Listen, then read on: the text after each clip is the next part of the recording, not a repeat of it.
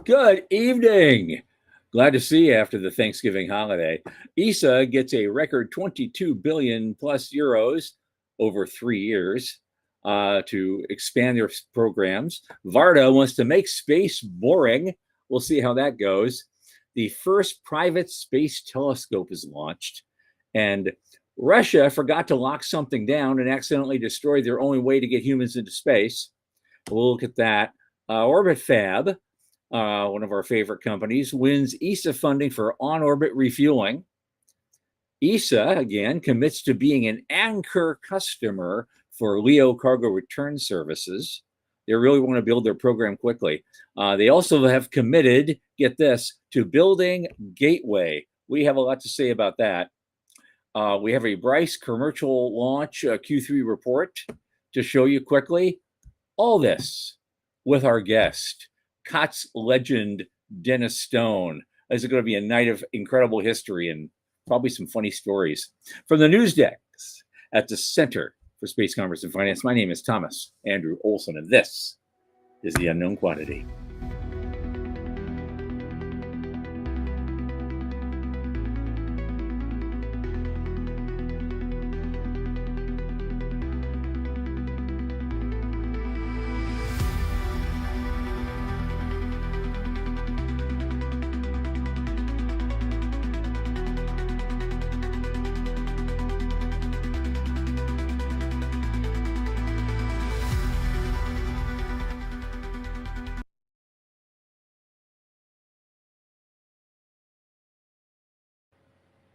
And as you know, this program is brought to you by the Center for Space Commerce and Finance. What do we do? Pray tell. We champion and strengthen emerging space startups and space-adjacent enterprises worldwide through advisory, access, and advocacy.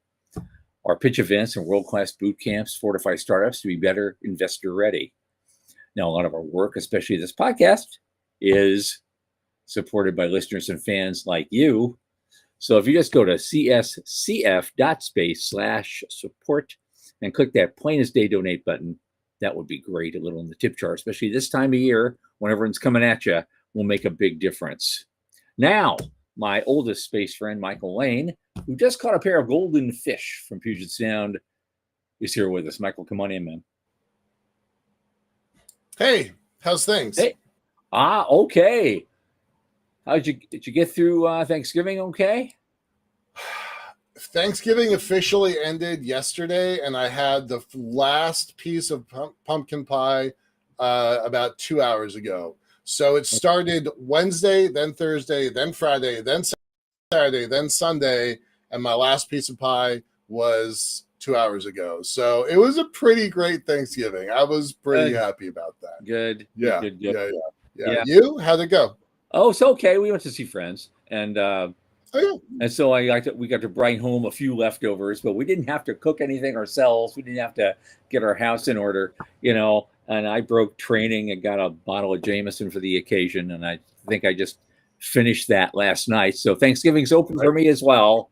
It's over, right? Jamie, yep, see you again at Christmas. It's like, right? I'm not there anymore. Right. So. But I had officially said I was going to check out, and being kind of a perpetual bachelor, there's no way I'm going to host. But I get to go to everybody's house and get leftovers, so my fridge was pretty stocked. So that's the way to do Thanksgiving. That's what Yeah. All right. Oh God, Morty's back with us. Hey, Morty, welcome. Hey, welcome back. Welcome back. He told me a little bit about his trip to Germany and Japan. So that was great. Sean's calling me a mooch. Absolutely. Absolutely. You went out and had 4 kids, Sean. I'm the guy who's like, you guys do that. I'm not doing that. So 5 kids. Sorry, 5 kids. 5 kids. Yeah, so I do have to be that kind of bachelor level mooch. So I play my part well. I do. No cable. Jeez. Yo, Sean is typing 5 kids. Where is Johnny anyway? I don't know. You packed.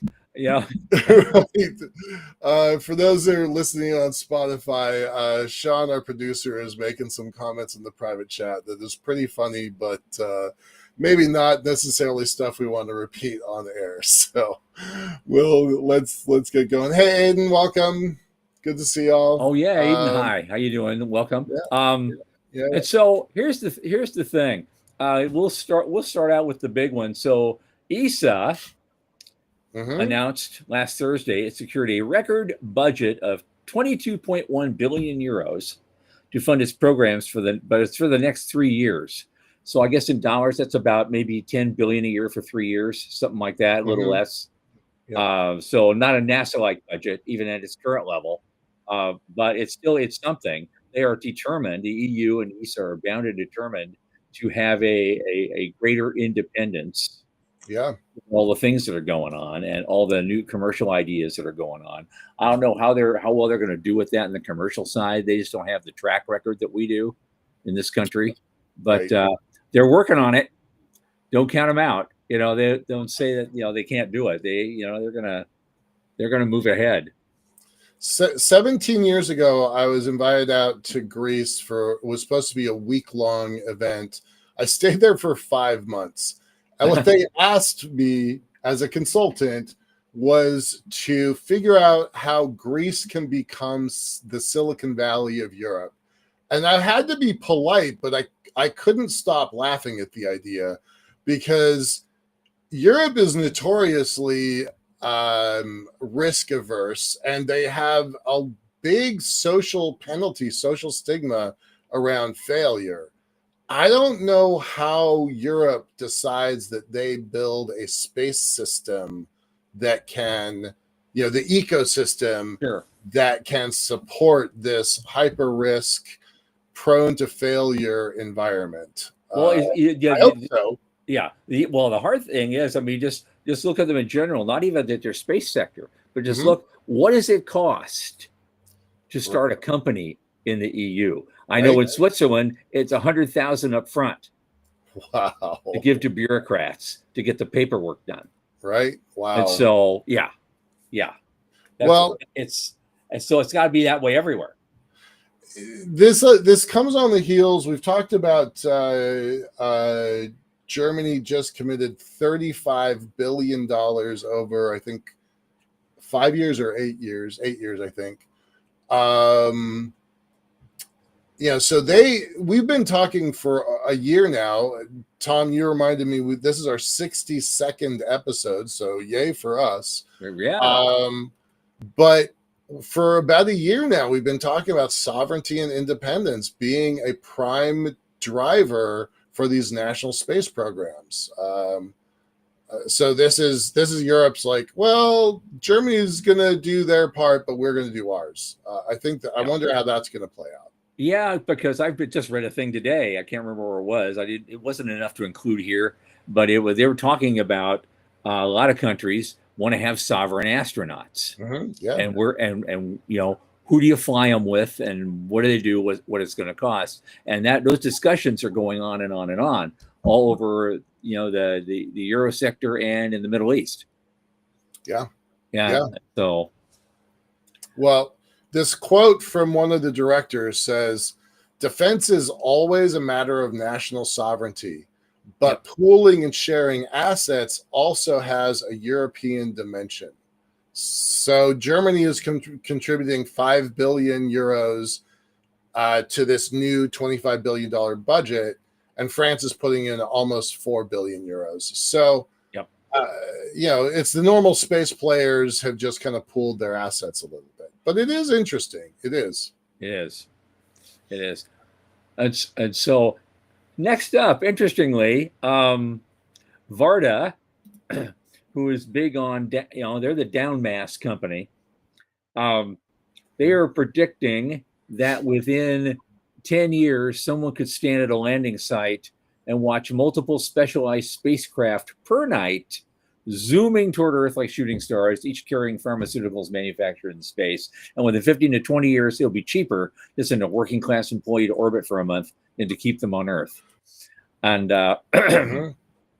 and so this is kind of what they're predicting for what the future looks like. It's just there's such incredible regularity to what's going on. It becomes, if people don't notice it, it becomes, it just becomes boring. They're on other things that excite them, because space has now become, it's this big commercial thing, and people are going up and stuff is coming down, and yeah. And they make the argument about manufacturing crystals in space and pharmaceuticals and all those kinds of things. But the real issue is, yeah, we're getting started now, but just wait. Just wait. In another decade, this is going to be insane. Yeah. Yeah. I was pretty surprised by some of this stuff. So the CEO, Brewy, talks to members of Congress. He talks about the 7 domino theory. I'm just going to read them off quickly here. Domino 1, reusable rockets. Domino 2, manufacturing drugs in orbit and returning them. Domino 3 is the big one, getting a drug into clinical trials. And he talks a lot about the clinical trial component. Domino 4 triggers the feedback loop.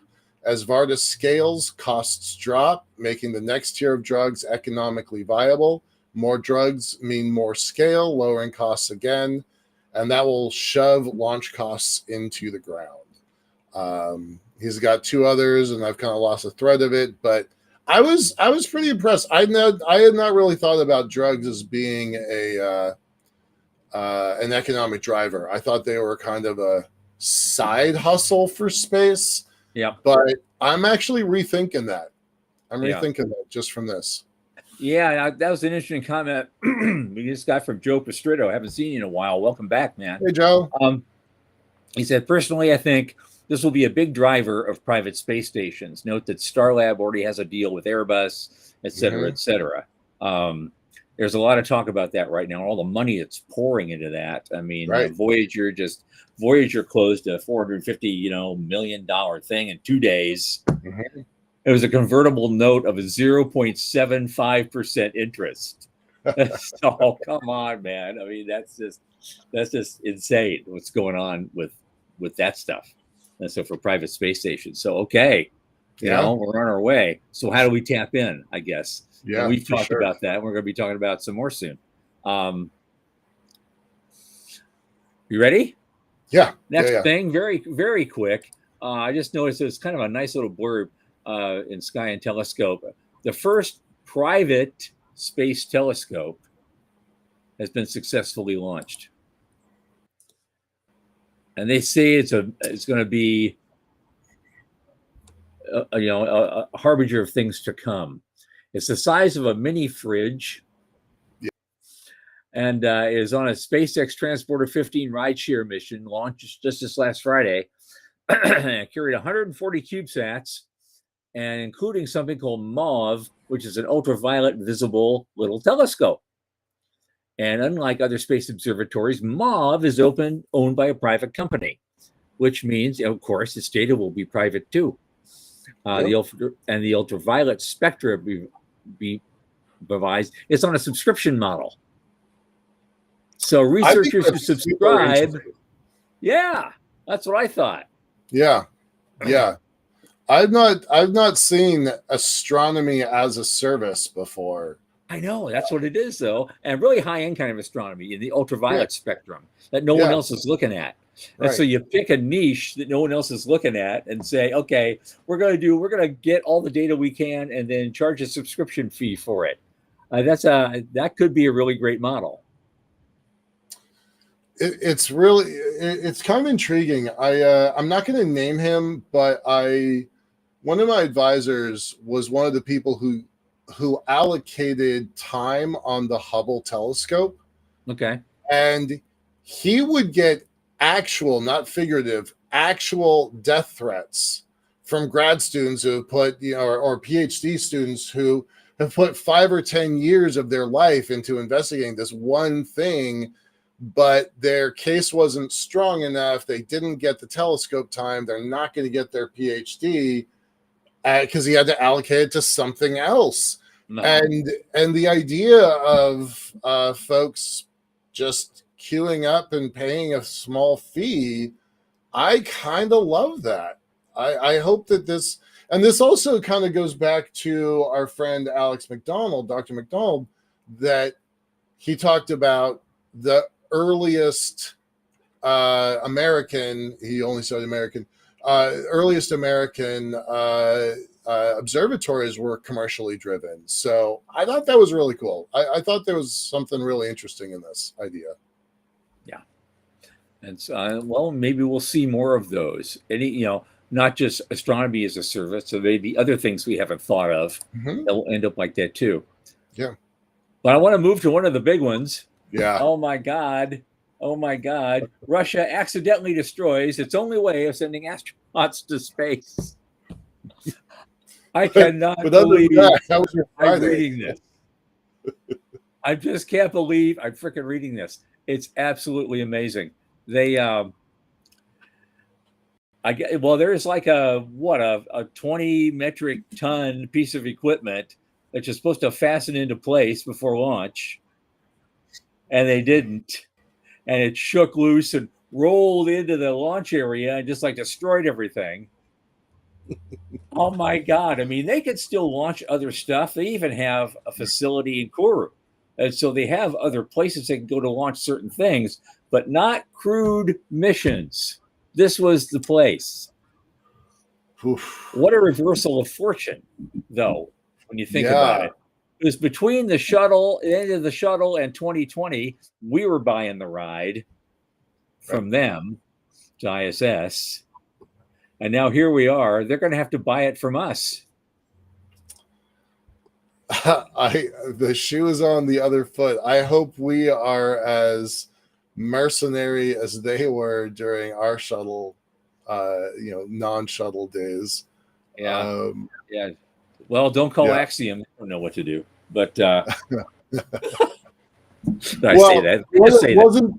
Wasn't it their head of Roscosmos who said use a trampoline when I'm like, well, we could send them a trampoline emoji. Right, a big one, a really giant one to put on top of a hole. Right, here we go.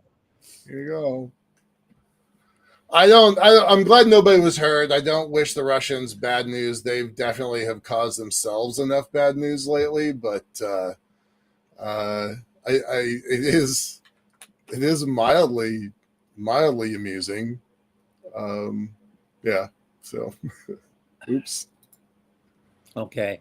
Now something a little more positive. Our buddies at Orbit Fab just won ESA funding to create a landmark in-orbit refueling mission for ESA. So they're getting around and they're making stuff happen. I love that because they're this whole refueling thing in orbit. I mean, they've really gotten into that and they're doing really well and they're raising lots of money and they're building the things they need to build. And here we are. It's paying off now. Yeah, the Astral experiment. So the first in-orbit test. How long has Orbit Fab been pushing this rock? 8 years, 9 years, at least 7 or 8 is before COVID. So they started that thing. So 2018 maybe 17, 18. Good on them. If I remember right, if their press releases are to be believed, I think they basically did a back of the napkin sketch for what became Rafty. That's their kind of gas cap system in space. And they flew it within, I don't know, 90 days or 120 days or something like that. So good on them. I'd like to see them actually succeed. They've sure been pushing it for a long time. I know. And I've known Dan Faber for more years than I can count as well. And so to see him to help take this over the top is just pretty amazing. Yeah. He was just a young kid. He joined the space community early on. Actually, in our old roots, Space Frontier Foundation is the first time I ever encountered him. Yep. Yep. Yep. All right. Now, okay, so ESA's in the news again. Stick with ESA. What do we got there? Yep. They are, well, there is a company that's doing LEO cargo return services, and during the ministerial council meeting in Bremen, member states agreed to fund 2 cargo delivery demonstration missions, and with LEO cargo return services initiative, they're fostering the development of an in-house commercial cargo space transportation service. And they just awarded phase 1 contracts to Thales Space and the Exploration Company, and they'll each get 25 million euros. Phase 2 will be open to all providers. I don't know what kind of money that involves, but they're willing to be an anchor customer for this once it's built. Yeah, that's kind of interesting. And this is the same ministerial meeting that committed to that more money, 25 million US. Yep. 25 billion US. Yeah. So a lot happened at this minister meeting. Yep. But it takes a lot to get invited to it. So, you and I aren't getting an invite to those anytime soon. Probably not. Yeah. Probably not. Yeah. Well, let's talk about the last big thing that came out of that meeting. Yes. That one's interesting. This is wild. I hope our guest take on this as well. The whole system, of Artemis also circled around a piece of tech called the Gateway.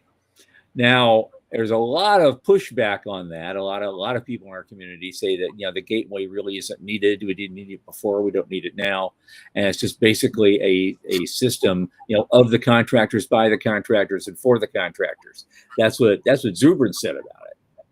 In the beginning, and so we were all afraid it was going to be a toll booth of some kind. Well, and so I guess to take the pressure off, I don't know how else to put it. The ESA is going to take this thing over. They're going to build it. They're going to build their own money. I can't even comment with a straight face. I know. I had that acting training in school. That teacher's so proud of me. She's like 85 now, and it's like. Right. No, so I don't have the same heartache and frustration with Lunar Gateway that other people do. I don't think it is vitally important, but I don't think it is quite the boondoggle that other folks do. But at the end of the day, it's billions over budget, years over timeline, and the world has kind of moved past it, right? The gravitics, the vasts, the axioms, the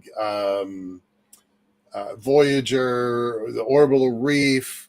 There's 5 programs that are better funded, better managed, more on time, and ready to take the place of what Gateway was supposed to be. Interestingly, I didn't realize this at first. I thought most of the modules were being built here on the NASA dime. Turns out they were building the majority of the modules anyway. 2 of the 3 original modules were being built by the EU anyway. And a lot of the other support equipment and a lot of things were being farmed out at that time to ESA. Right. Well, they're just going to take it. They're just going to own it.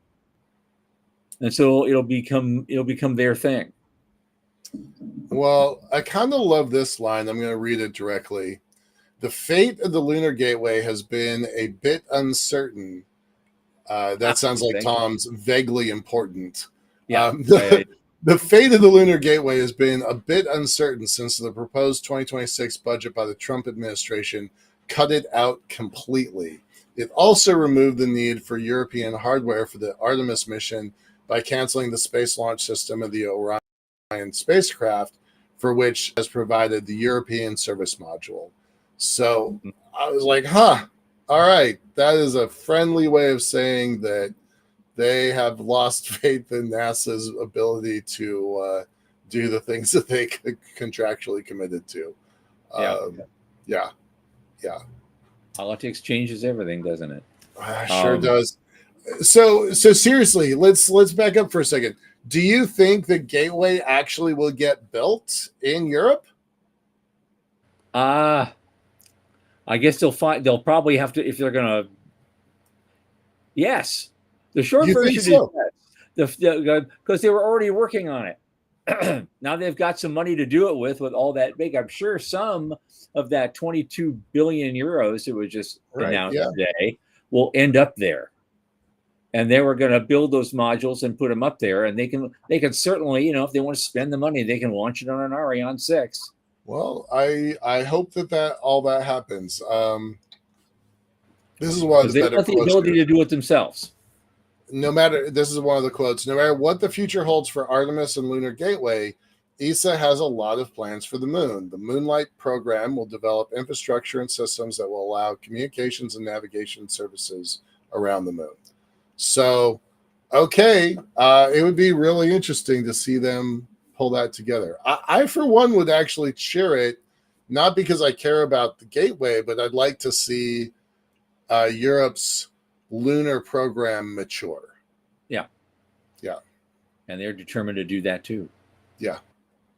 So on that note, how about we bring in our guest for tonight? Our guest tonight is none other than NASA and COTS legend Dennis Stone. What folks may not realize is that it was programs like commercial orbital transport systems that COTS that made Elon Musk in many ways possible. It was that early investment in. They took a little bit of NASA money and set it over on the side here, and we'll see what we can do with it in the private sector and see if we can help promote them a little bit. And so it wasn't a lot. I think 100 million went into there at first, and then it increased a little bit over time. But a lot of great stuff came out of there. A lot of great private sector stuff came out of there, including what's going on with SpaceX right now. It also spawned all sorts of other three-letter programs or four-letter programs that are kind of like piggybacked on COTS, and they're still doing things to this day. And so my good friend Dennis Stone is here with us now. We're going to talk about how the future was initially built and show about the following analogs, and of course the lessons learned for space commercial development today, and that's still going strong. Dennis, come on in, man. Hello. Hey. Great to be with you. Okay. A long time ago, in a galaxy far, far away, this program got created. And I want people to know about this because the younger people who watch our show or listen to it, they probably don't understand the unique confluence of ideas and craziness and money and that came together in a way that might never happen in the same way again in our lifetime. Put this thing together that actually made it all work. So as we dive into that, please lead off. I want you to tell us kind of your origin story. I know you were at NASA for 38 years and you did a lot of great things. Just lead off with that a little bit, and then let's dive into COTS. No, I was one of those kids raised on the Apollo program and Star Trek. What more do I have to say, right? I was hooked at an early age, and so proud to be able to work for NASA for those many years, and particularly the last half of my NASA career on this very disruptive partnership concept that led to SpaceX and many other things. It was really a great opportunity for me to be part of that because we really, I think, made history. Well, so explain what COTS is and walk through the history of it, because what seems really obvious today was a radical idea back then. And got a lot of pushback, and people bet their careers on this idea. And if it hadn't worked, y'all were looking for other jobs. Yeah, and so what was going on is, NASA knew that the shuttle program was ending, and there was a space station that needed to be serviced with crew and cargo flights. And believe it or not, this was the year 2006, the baseline, NASA's plan to service the space station after the end of the shuttle 5 years later, like 2011, was to use Orion. Looking back, that didn't quite work out. In fact, Right. I don't believe it's actually carried any people yet in the year 2025. But 20 years ago, that was the plan. Bush had just taken office as president.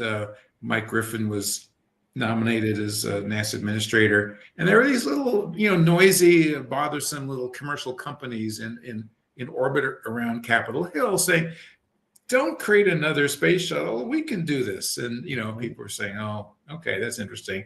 And they were loud and they were annoying, and so Congress said, "Hey, Mike Griffin, can you fence off a little money and just give these guys a little busy box that can go, so we can prove that they can't?" Right. Mike said, "Yeah, sure. Well, 500 so we can million prove that they can't. Yeah, 500 million over 5 years. That's a rounding error." Right. Yeah. It did go up to 800 at the end, but anyway. So the problem is that we failed to fail. and much to some people's surprise, and we were successful, and it wasn't just us. Like you said, Elon was absolutely paramount. But Elon said if it wasn't for NASA and the COTS program, they would have splashed their last Falcon 1 into the Pacific Ocean near Kwajalein, and probably closed up shop, and we'd be on shuttle 2 right now. But it was successful, and it created a whole new paradigm.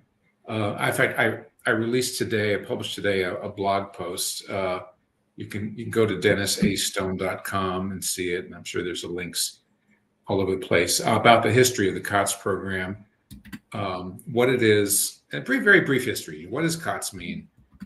When has it been used by NASA? What kind of impact it's had, and what are the prospects for its use? But briefly, COTS is a two-step approach where if we think that there might be other customers for what NASA needs, then instead of buying a government-owned and operated system that the government has to pay for and maintain, that instead they should buy a service for data from a commercial entity who can also sell those services to others. And therefore, everybody shares cost, and it's cheaper for the taxpayer. And oh, by the way, it might actually stimulate the economy. That's the model, this two-step approach to investment. And then if that's successful, investment in development of the capability, and then purchasing services. So that's what we did on COTS. And the rest is history, frankly. That two-step approach has been used not only on commercial cargo to the space station, commercial crew to the space station, replacing the TDRS constellation. That NASA's doing that under COTS. Commercial LEO destinations, the last program I worked on at NASA to replace the space station, following the exact same model, a period of investment followed by a period of purchasing services. And CLPS moving into the moon, same story, same model, right? Yes, as I quoted in my blog, I used to teach this class at NASA. I said, if your job at NASA is to collect gravity waves, don't use the COTS model. There's no other markets for that. That should be government-owned and operated. Yeah. But if your goal is your program's mission is to house Artemis astronauts on the lunar surface, there might be some other customers for that in the near term. Look at the COTS model. Consider buying services instead of buying hardware on the moon. So and so there really are two NASAs today. There's the NASA that is doing the commercial cargo, commercial crew, commercial destinations, commercial communications, doing these moving to this service and data buy instead of government taking on these big, expensive systems. And then the old NASA is the one that has big, expensive systems doing things like, today the space station, you mentioned Artemis, and science. I'm not saying those are bad programs by any means, but they're a different paradigm where it's, buying government-owned and operated systems, paying cost-plus contractors, very low risk, but also very, tends to be much more expensive than the kind of the new NASA doing the service buys. And those two NASAs have peacefully coexisted for decades now. But it will be interesting to see how the next administrator looks at that dynamic and does the pie change. Yeah, it might. I did love, because there's a after COTS there's like a string of things that all sorts of, as you said, 3-letter or 4-letter programs that came on beyond that. We'll talk about that in a minute. My favorite thing though was you called your organization the Commercial Crew and Cargo Program Office, also known as, but in short, C3PO. Yeah, that was my idea. That was, I love it. Sorry, George. These are the guys that have a little bit of snark and a little bit on the fringes, right? And that's your way of saying, yeah, this is what we do, man. This is Yeah, it was disruptive innovation. The first thing I did on the COTS program 20 years ago, practically to the day, today, was I hired a venture capitalist. Because I said, this is an investment. We have to think. News. I didn't know that. Yeah, I hired a venture capitalist. His name is Alan Murray, a great guy, because I knew we had to think like an investor. NASA's brilliant technically, the greatest engineers in the world, but we're investing here. We've never done that before. And so he arrived with a box full of books called the Innovator's Dilemma and things like that. How to change your mindset, how to build your culture to enable disruptive, innovations and not disruptive technologies. But he said COTS was a disruptive technology, if you will, within the NASA culture. And anyway, we had a blast. Instead of asking for a 1,000-page proposal with addressing 1,000 requirements, we said, "Send us the business plan." Yeah, I looked through it. Hey, let's go talk to these guys. Right. We talked to them and asked the tough questions, made the management teams squirm, and then picked a few for due diligence, and did it that way. And this was never done in NASA before, unheard of. Created this new instrument called the Funded Space Act Agreement, which was very flexible. Never happened before, this. right? Yep. It was not under the Federal Acquisition Regulation, so we had a lot of freedom. And Congress gave NASA that authority. So thank you, Congress, to enable this. I was just going to bring that up because the Space Act Agreement is still around to this day, and people don't realize that thing had its genesis with you guys. Well, a lot of agencies have what's called other transaction authorities, OTAs. DoD does, DOE. NASA's had it since for I think since the days of the Apollo program, so they could just get things done. If the FAR was too much of a burden, NASA could go do an emergency this or that to kind of stay on track. And it's careful. NASA uses it very judiciously. It's not to buy things. Mm-hmm. You're supposed to use the FAR and have the proper competition, but NASA uses it in very, very, very innovative ways to create partnerships. So in COTS, in the COTS model, in this investment phase, NASA doesn't buy anything, doesn't receive any goods or services. It's simply an investment. It doesn't take equity, by the way. We still call it investment for the good of the country because it's investing in the capability that NASA and hopefully other customers will buy if they're successful. And so the Funded Space Act Agreement does that. Also, there's other kinds of Space Act agreements. I could spend an hour talking about it, but to do cooperative development, and there's even the kind where companies pay NASA to a reimbursable agreement to get access to something that NASA might have that's unique, a facility or some technical capability. So it's a very powerful partnership tool. Yeah, well, it may have gone on for a long time in various forms, but you guys really gave a name to it. You gave it a name that is on everybody's brain now, 20 years later. And so they still talk about Space Act agreements. Even people who don't know what they're talking about talk about Space Act agreements to get things done. That's kind of just the longitudinal, way to go. So that came from there. What came after? So let's get to the point where, okay, you guys actually gave some money to certain companies or combinations of companies.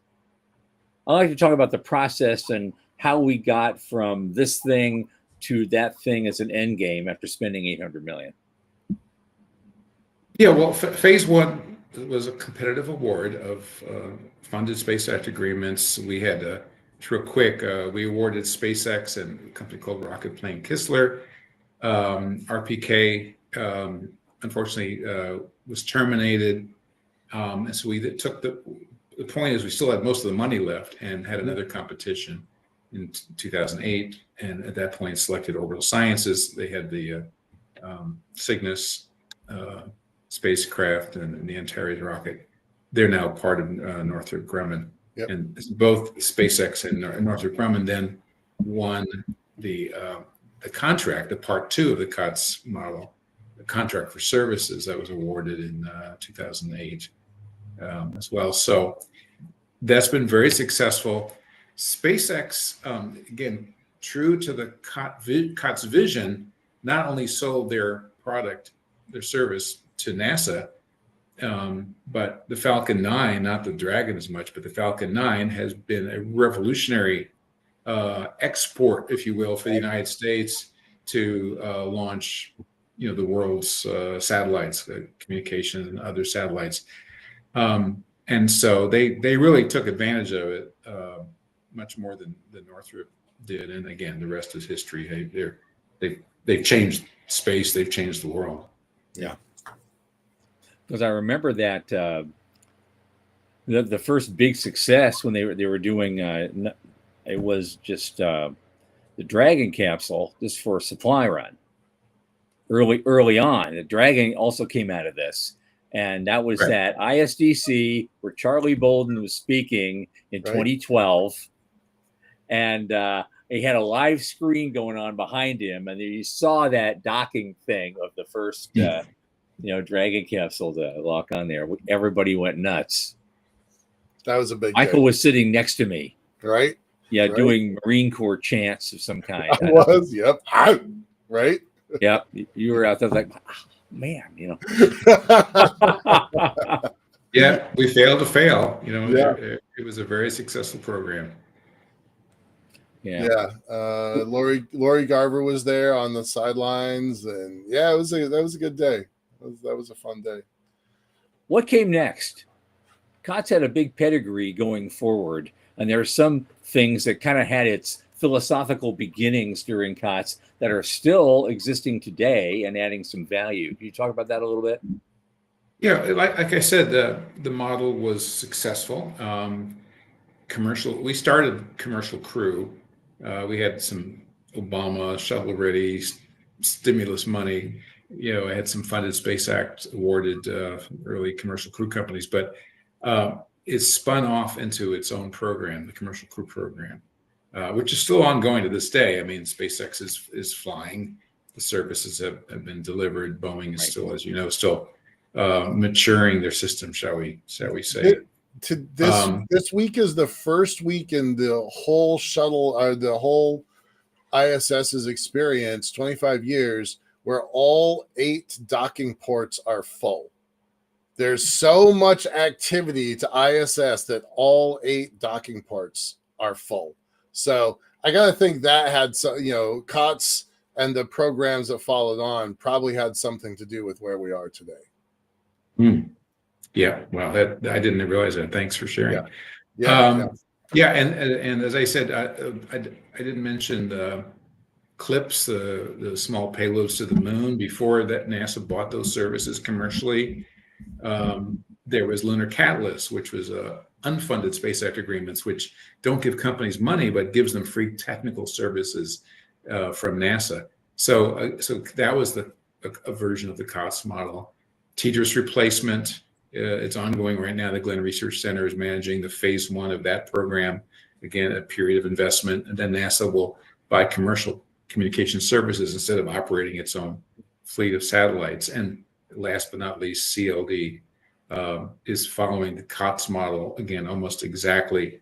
The model is flexible, and so what NASA's recently announced was instead of going directly from investment to services, there'll be another phase of investment. We're expecting that to be released in final form any day now. But it's still a COTS model. So investment and demonstration followed by buying of services.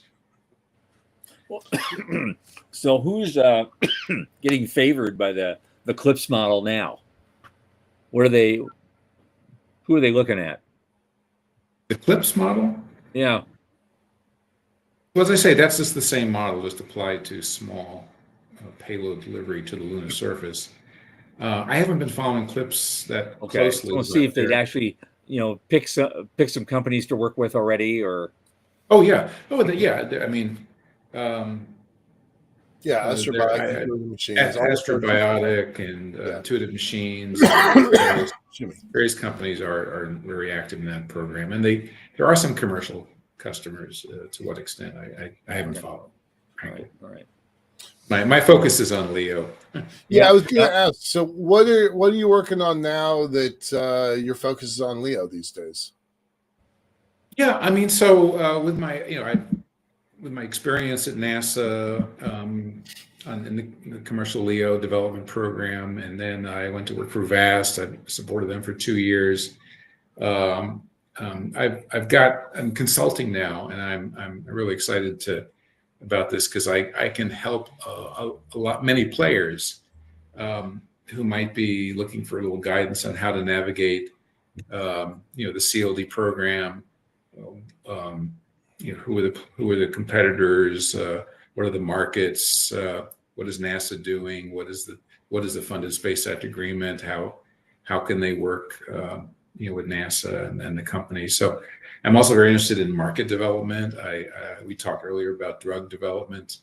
I'm not sure about drug production and manufacturing, but certainly there's a huge market for drug research and development, as well as R&D of for other industries that can benefit from microgravity.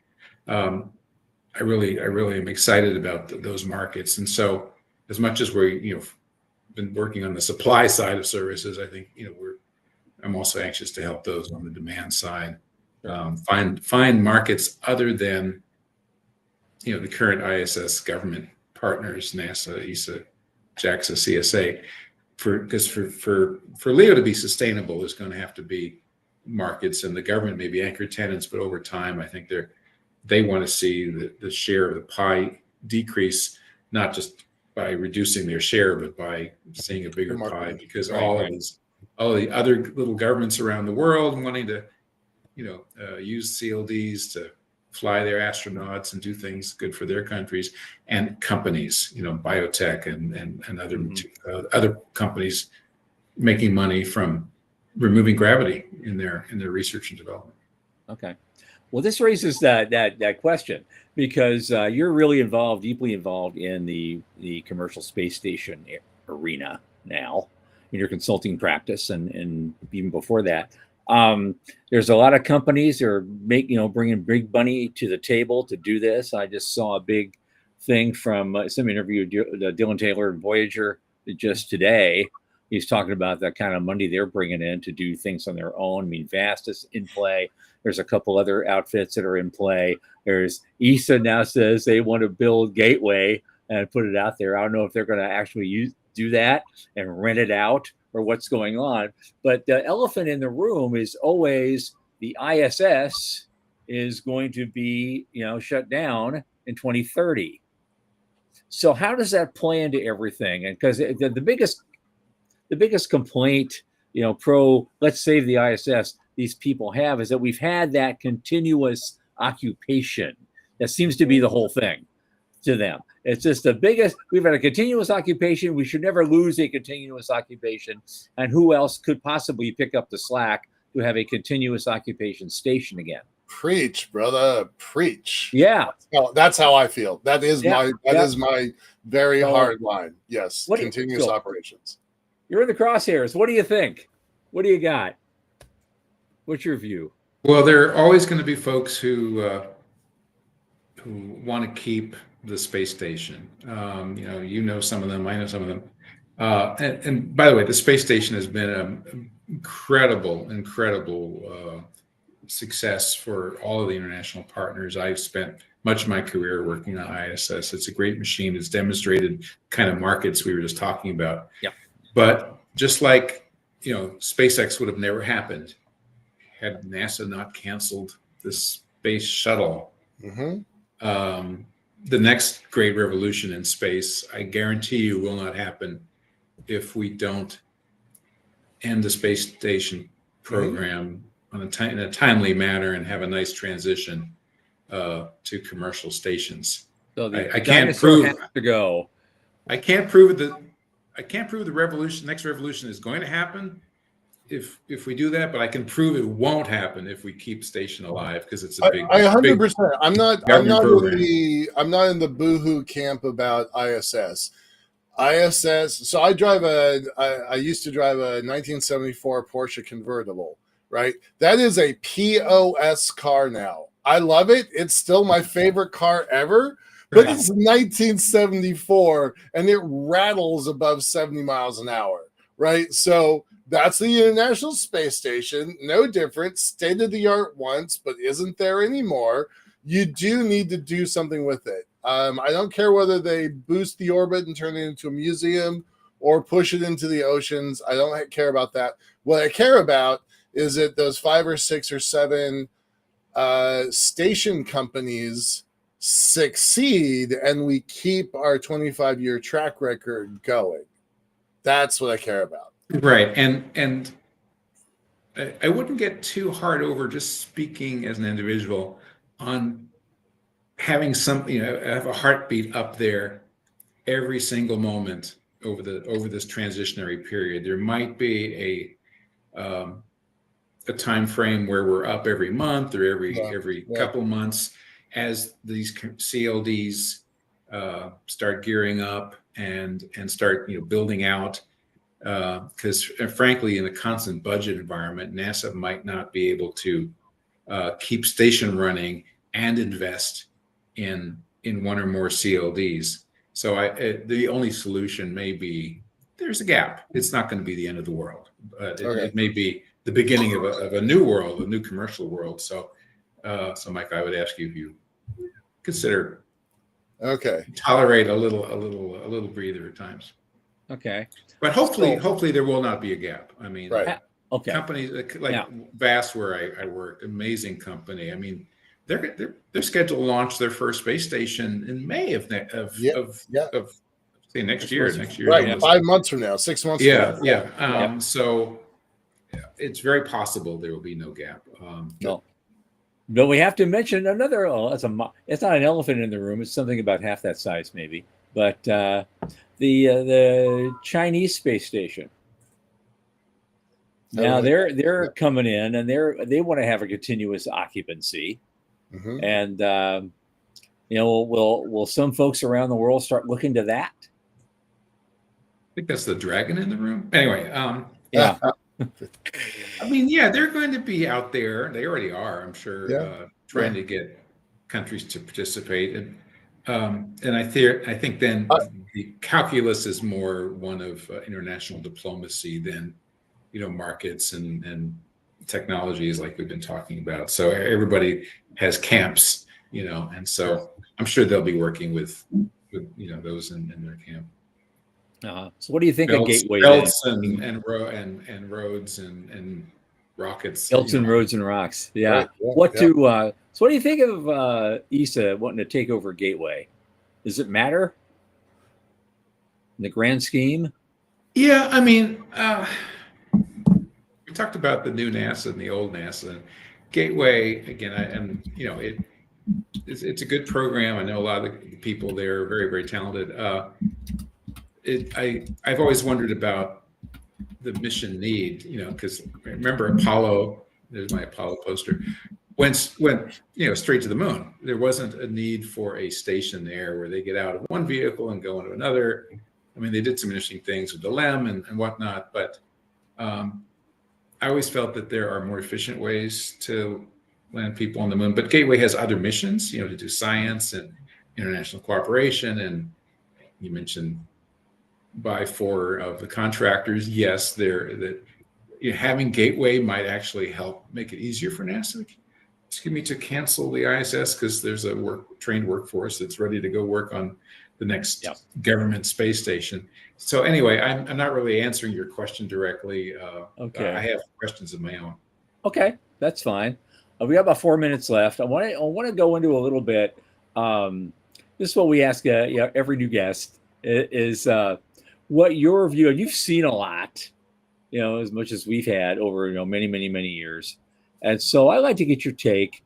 What do you see our world looking like in orbit and beyond, say in the next 5 years, and then in the next 25 years?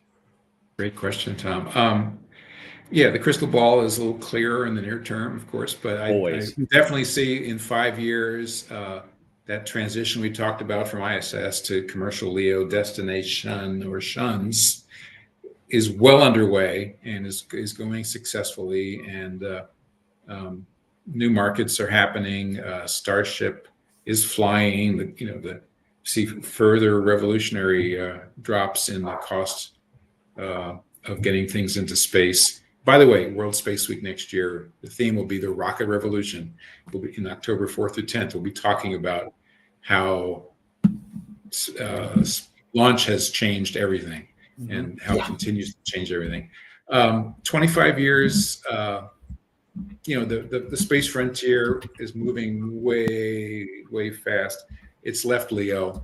It's probably past the moon. There'll be commercial activities coexisting with government activities, lunar mining and other economic activities, I'm sure, as well as science and so on. And we're out, the first people have landed on Mars, and we're starting to do amazing things there. So that's the short answer. Okay.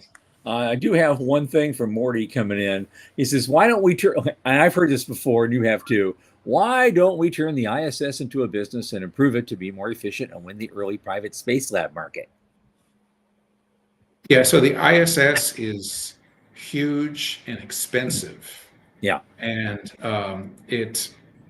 if we continued it in any form whatsoever, it would draw so much money away from everything else that NASA wants to do. Probably there will be no commercial LEO destinations. We're simply maintaining a museum or whatever you want to call it. That is the dirty, unfortunately, of ISS, is that it's a bitch to maintain. It is, how many billion a year? 3, 4? Yeah. The Boeing contract is $3 billion. But I mean, if you shut the program down, but you wanted to keep the hardware, to keep it flying, you need power, you need computers. Mm-hmm. They all need crews to maintain. Next thing you know, you're still paying for the whole program. So it's a fallacy to suggest that anything can be done with ISS. As much as with all due respect, it has to be terminated so that the next generation can take off. Yep.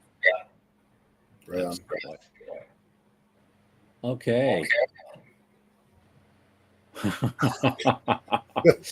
Well, I don't know, Morty, but now he's saying that, I'm sure we can write up a case for it. NASA might give it away, I guess, just to keep it up, and then it becomes maintaining and winning an early market. It's still okay. Show me where the first $3 billion is coming from to start that. Right, and then the business case. I will sign on. You can't privatize an aircraft carrier. They're not designed. And that's great. That is a great. That's a good one-liner. A good one. I like that. Yep. Okay. On that note, Dennis Stone, we're going to do this again. I'm hoping I want to get you to ISDC next year in McLean, Virginia. because I know I've been tapped to do a panel on stuff like this, and I want you on it if you're willing. And I'm also running the business track right after that. So let's see where we can get you situated, and let's do some things. Love it. Okay. Thanks for having me on.